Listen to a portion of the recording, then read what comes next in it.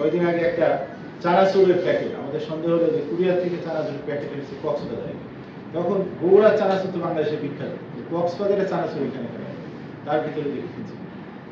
এবং আপনি কি করবেন, তরমুজ নিয়ে যাচ্ছে তার ভিতরে কিনছি, ছোট ছোট ডিঙ্গি নৌকা থেকে যেগুলো নামছে মাছের ভিতরে কিনছি।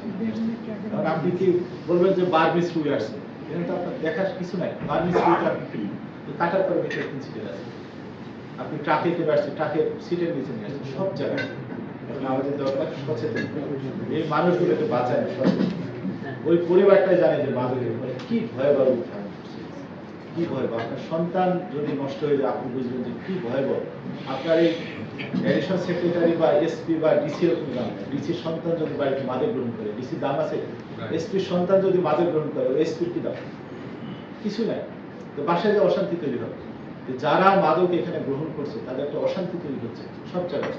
এই যে আমাদের কিশোর যুবক সব বয়স মানুষ মানে ঢালাও ভাবে করছে, এটা ভাবে এককভাবে আসলে কেউ এটা কন্ট্রোল করতে পারবে না। 18 কোটির মধ্যে আমাদের 1 কোটি মানুষ বাংলাদেশে মাদকের সাথে জড়িত। সেটা যদি বগুড়া পরিসংখ্যান হয় 40 লক্ষ মানুষ, সেখানে বগুড়া বড় একটা অংশ মাদকের সাথে জড়িত। আপনি যদি আমাদের সাংবাদিক ভাই সঞ্জয় রায় তথ্যের কথা বলছেন, ওপেন মাদক বিক্রি হয়েছে এবং কিছু কিছু জায়গায় সেরকম অবস্থা সুপার, সেখানে একদম চোরাই মদ যেটাকে বলে চুয়ানি স্যার বলছেন, এই জাতীয় মাদক সেখানে অবস্থা। এবং যখন মাদকগুলো করা হয় তখন একটা ব্যবসায়ী মাদক ধরে আর একটা ব্যবসায়ী মাদকের দাম বেড়ে যায়। আপনার যখন কারণ যে মাদক গ্রহণ করে তাকে মাদক গ্রহণ করতেই হবে। পেন্সিলে যখন আমি গত রাতে আমার 100 বোতল পেন্সিল উদ্ধার হয়েছে, খাবার ব্যবসা 50 লিটার চোলার মধ্যে উদ্ধার হয়েছে। এখন পেন্সিলের দাম কিছুটা হয়ে বাড়বে, কারণ এটা তো বগুড়াতেই বিক্রি হতো। যে পেন্সিলের দাম 1000, 1200, 1300, এবং যিনি পেন্সিল কিনবে তার কাছে তো 1000 টাকা নাই, সে কি করবে তখন? 600 টাকার জন্য সে চিন্তা করবে, চুরি করবে। ওইরকম একটা ভিডিও আমাদের দেখাচ্ছে বিভিন্ন জায়গায় সে চাঁদাবাজি করবে। এই যে মাদকের সাথে অন্যান্য যে অপরাধগুলো জড়িত, এরকম একটা চেন আছে যে মাদক অপরাধের সাথে জড়িত। গতকাল জেলা স্কুলের মাঠে আমাদের ডিবি একটা অভিযান করে 10-12 জন সেখানে মাদক সেবন করছে, দৌড় দেয়, 3 জন ছেলেকে পাইছে যাদের ক্যারিয়ার দেখলে আমি ক্যারিয়ার প্রচার করবো বলবো না, সবাই ইউনিভার্সিটি গ্রাজুয়েট, কলেজে মানে পড়াশোনা করছে ভালো ভালো বিশ্ববিদ্যালয়। তারা আসছে শখের বসে বন্ধুদের সাথে টানতে, তাদের অভিভাবককে ডাকা হলো, বলো যে আপনার সন্তান 10টা 11টা কি করে, কিছুই বলে না। বাবা ব্যবসায়ী, কারো ব্যবসা বেসরকারি চাকরি করে, কারো বাবা নেয়, মা গৃহিণী, সন্তানের কোনো খোঁজ নেয়, কোনো খোঁজ নেয়। এখানে আমরা খেয়াল করবেন যে এই যে যারা মাদকের সাথে ব্যবসা করছে তারা হয় আপনার সন্তান, আমার সন্তান, আমার প্রতিবেশী, আপনার প্রতিবেশী, এই সমাজের অংশ।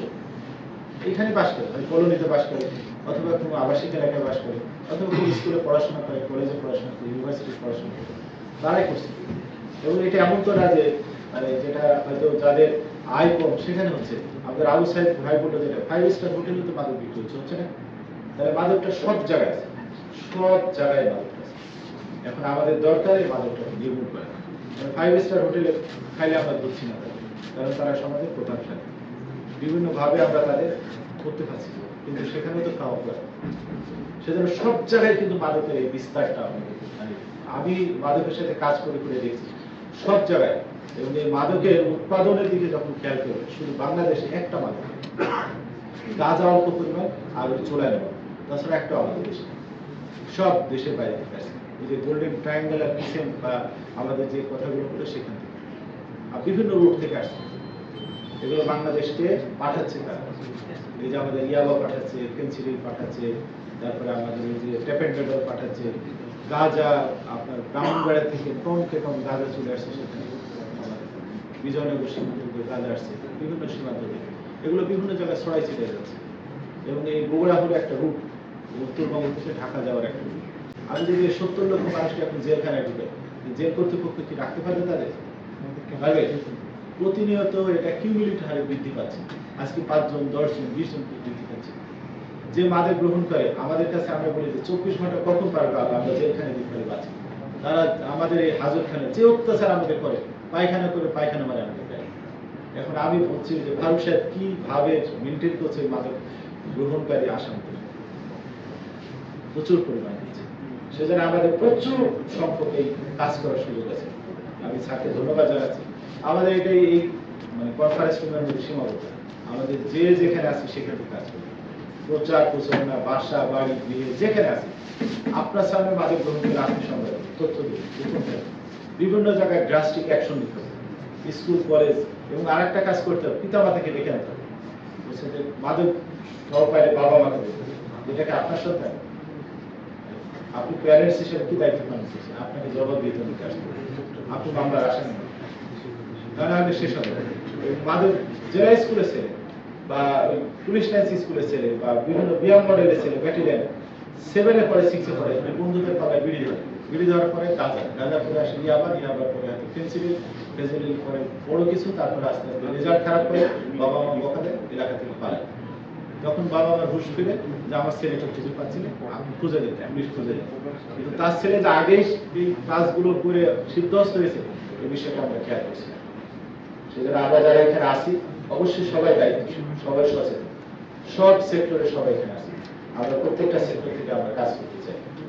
শুধুমাত্র একটা সংস্থাকে দোষ দিয়ে লাভ নেই, তাদের জনগণ খুবই সীমিত, অত্যন্ত কম, এবং আমরা সবাই সহযোগিতা।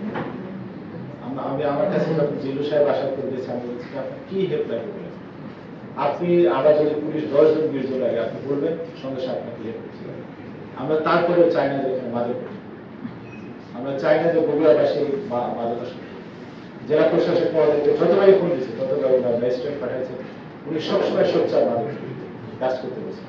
আমাদের সাংবাদিক ভাই যারা আছে ওনারা সবসময় আমাদের বলে যে ভাই এখানে মাদক অভিযান করে, ওনাদের ব্যক্তিগতভাবে আমি ধন্যবাদ জানাচ্ছি, ওনারা প্রচুর আমাদের ইনফরমেশনকে সহযোগিতা করছেন, ওনাদের ধন্যবাদ জানাচ্ছি।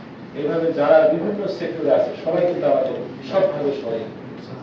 আমি যদি ছোট্ট একটা পরিসংখ্যান দিতে চাই মাঝে, স্যার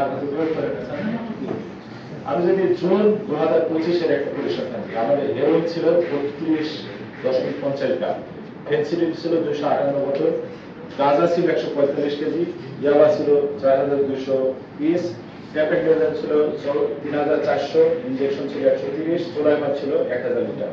এগুলো খুব সামান্য পরিমাণ আমরা উদ্ধার করেছি। 4 গুণ 5 গুণ কনজিউম হয়েছে, 4 থেকে 5 গুণের বেশি কি হয়েছে, কনজিউম হয়েছে। তারপর এখানে মানি প্রচুর পরিমাণে হয়েছে, একটা গ্রুপ সেখানে শেল্টার দেয়, এই বাদকটা শেল্টার একটা গ্রুপ এগুলো কাজ করাচ্ছে। দেখবেন যে বিভিন্ন অকেশন আসছে, ঈদ আসছে বা বিভিন্ন অন্যান্য অকেশন, সেই সময় এই ফ্লোটা বেড়ে যাচ্ছে, অন্যান্য ধর্মীয় অনুষ্ঠান অন্যান্য ধর্মে তারা ফ্লোটা বাড়ায় দিচ্ছে। এতে কি হচ্ছে, মানুষ এই বিভিন্ন রকম প্রতিশ্রয় বাদক গ্রহণ করছে, নেশার ছলে নিচ্ছে, নিয়ে আমাদের তাদের উৎপাতে থাকা যায় না। এক প্লাটে বাদক গ্রহণ করে 500 প্লাট মানে অস্থির হয়ে যায়, তারা টিকতে পারছে না, থাকতে পারছে না। সেজন্য মাদকের জন্য আলাদা খুবই জরুরি এটা, এবং বন আইনের জন্য আছে, অন্যান্য আইনের জন্য আছে স্পেশাল ব্যবস্থা, যে মাদকের আসামি সাজা মামলাগুলো 1 বছর শেষ করবে।